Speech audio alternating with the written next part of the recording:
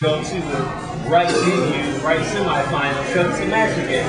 They decide whose match it's going to be. And I think they look at these black kids from Detroit and they're like, oh, we're going to make sure we match them up the hardest team possible and give them the hardest throw possible.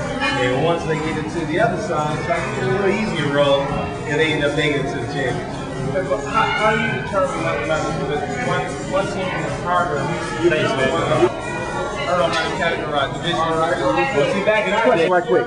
You bring up a valid point. Your answer, of course, is really something. But could it be more that, I don't know if it's based on the fact of PSL really having the toughest teams to play as compared to the PSL, the talent is distributed all over the actual city. There's more city teams than they are teams in other cities. A prime example, you go to Birmingham, they may have Birmingham High. You go to Warren, they have Warren High, or Pontiac. They only got one high school for that actual city. Detroit has 22. Detroit has all the talent distributed. I'll say this, the reason why King, and you all comment on this, the reason why King won or finally won the state championship is because they are an at-large school. Basically meaning they can recruit players to come to them based on academics.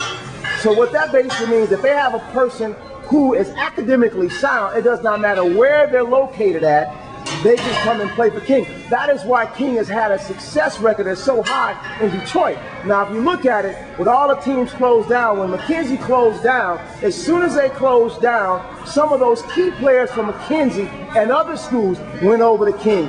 King finally got over the hump. So it's more about distribution of talent than it is as far as saying that these Detroit schools are basically having so many tough teams to play, because they don't have tough teams to play. They just don't know how to play. Let's go back in the day though, because I think now we have an open system now. When we were in high school, back in the 80s, you had to go to the high school in your neighborhood unless you were going to Cash App. Now the point, you were in your school district, so you had a low distribution of talent. Yeah, but how do you explain that comment when it relates to the suburban?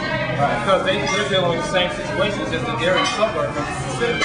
Now, what I think is the issue more than anything else is facilities, training, and coaching. I think that's literally the bottom line. Oh, no question. Think about the training facilities that most of the suburban schools have that puts them at a different level in terms of preparation, in terms of strength training, in terms of a lot of those aspects that's going to be essential to, one, build a key foundation for kids to really develop themselves in sports. Valid point. As a matter of fact, a valid point.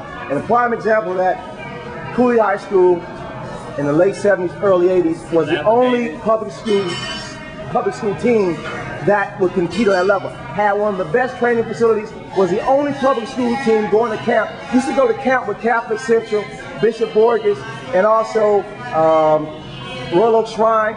All these teams like that. You got a valid point as coaching operation. Case in point, a good example. Even when I was coming up playing Little League Baseball.